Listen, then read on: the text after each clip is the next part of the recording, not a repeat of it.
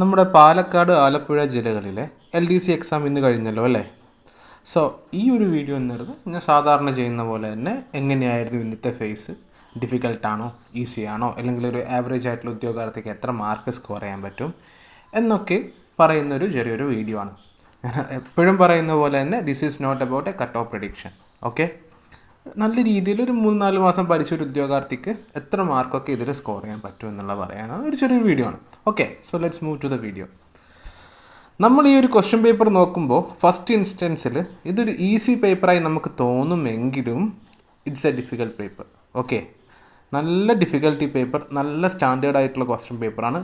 നല്ല രീതിയിൽ എന്താ പറയുക, PSC നല്ല ഡെപ്തായിട്ട് തന്നെ ചോദിച്ചിട്ടുള്ള കുറേ ക്വസ്റ്റ്യൻസ് തന്നെയാണ്. സയൻസൊക്കെ നല്ല സ്റ്റാൻഡേർഡ് ക്വസ്റ്റ്യൻസാണ്. സയൻസ് മാത്രമല്ല, ബാക്കിയുള്ള GK ഫീൽഡിലുള്ള ബാക്കിയുള്ള എല്ലാ പോർഷനിൽ നിന്നും നല്ല ഡിഫിക്കൽട്ടായിട്ടുള്ള ക്വസ്റ്റ്യൻസ് തന്നെയാണ് ചോദിച്ചുകൊണ്ടിരുന്നത്. ഓക്കെ, എന്നാലും കുറച്ച് ഫോക്കസ് ഏരിയാസൊക്കെ ഉണ്ടായിരുന്നു. ഓക്കെ, നമ്മുടെ രാജ്യസഭ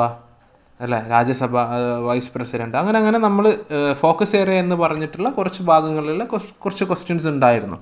ഓക്കെ, അതേപോലെ തന്നെ കഴിഞ്ഞ ഫേസ് വെച്ച് നമ്മൾ ഇതിനെ കമ്പയർ ചെയ്യുന്ന സമയത്ത് ഈ ഫേസിൽ 4 മുതൽ 6 പ്രീവിയസ് ഇയർ ക്വസ്റ്റ്യൻ പേപ്പർ മാത്രമേ ചോദിച്ചിട്ടുള്ളൂ. Okay, in GK portion.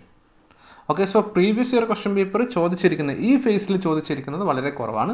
പക്ഷേ കഴിഞ്ഞ ഫേസിൽ അത് 13-14 പ്രീവിയസ് ഇയർ ക്വസ്റ്റ്യൻ പേപ്പർ തന്നെ ചോദിച്ചിട്ടുണ്ടായിരുന്നു. സോ ഈ ഒരു ക്വസ്റ്റ്യൻ പേപ്പറിൽ അത് കുറഞ്ഞു. ഓക്കെ, ആൻഡ് നല്ല സ്റ്റാൻഡേർഡ് ആയിട്ടുള്ള ക്വസ്റ്റ്യൻസ് തന്നെയാണ്. സോ കറണ്ട് അഫയേഴ്സൊക്കെ നല്ല സ്റ്റാൻഡേർഡ് ആയിട്ടുള്ള ക്വസ്റ്റ്യൻസ് തന്നെയാണ് കണ്ടത്. സോ ഐ തിങ്ക് നമ്മൾ ഓരോരോ സെക്ഷനായിട്ട് നമ്മൾ പറയുന്നില്ല. ഓക്കെ, നമ്മൾ 4 സെക്ഷനായിട്ടേ പറയുന്നുള്ളൂ. അതായത് Malayalam, English, maths and GK.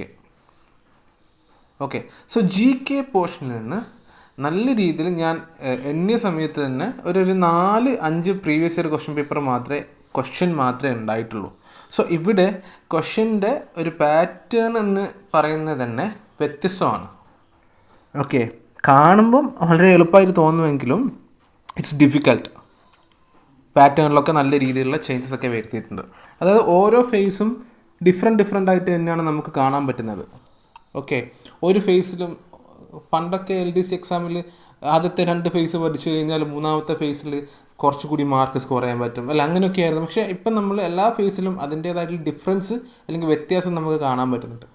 So ഈ ഒരു ഫേസിൽ GK പോർഷനിൽ നിന്ന് അറൗണ്ട് 31 മാർക്ക്, ഓക്കെ, നല്ല രീതിയിൽ പഠിച്ചൊരു ഉദ്യോഗാർത്ഥിക്ക് അറൗണ്ട് 31 മാർക്കൊക്കെ സ്കോർ ചെയ്യാൻ പറ്റും.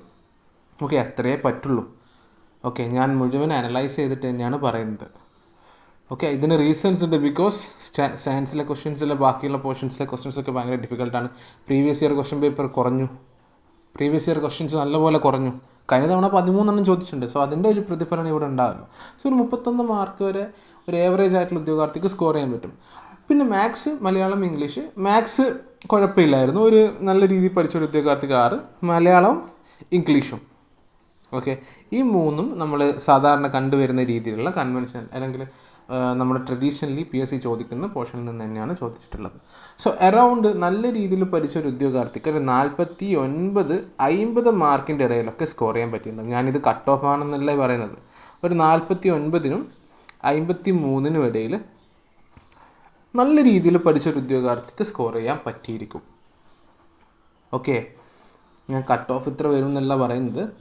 നിങ്ങൾ 49 മാർക്ക് 50 മാർക്കൊക്കെ ഉണ്ടെങ്കിൽ നിങ്ങൾ നല്ല രീതിയിൽ നിങ്ങളുടെ പ്രിപ്പറേഷൻ പോയിട്ടുണ്ട്. വളരെ നല്ല മാർക്ക് തന്നെയാണ് നിങ്ങളുടെ മാർക്കും. ബട്ട് കട്ട് ഓഫ് എന്ന് പറയുന്നത് I think it will be between 50 and 55. 50-നും 55-നും ഇടയിൽ തന്നെ ആയിരിക്കണം ഈ തവണത്തെ ഒരു കട്ട് ഓഫ് എന്നുള്ളത്. ഓക്കെ, പാലക്കാട് ആലപ്പുഴ ജില്ലയിലെ കട്ട് ഓഫ് കഴിഞ്ഞ തവണത്തേക്കാൾ കുറച്ചുകൂടി കട്ട് ഓഫ് കുറയും. കഴിഞ്ഞ തവണ നമ്മൾ കുറച്ചുകൂടി കൂടുതലാണല്ലോ പറഞ്ഞത് അല്ലേ. സോ ഈ തവണ കുറച്ചുകൂടി കുറയാനുള്ള പോസിബിലിറ്റിയാണ് കാണുന്നത്. And the examination was moderate to ഡിഫിക്കൽട്ടാണ്.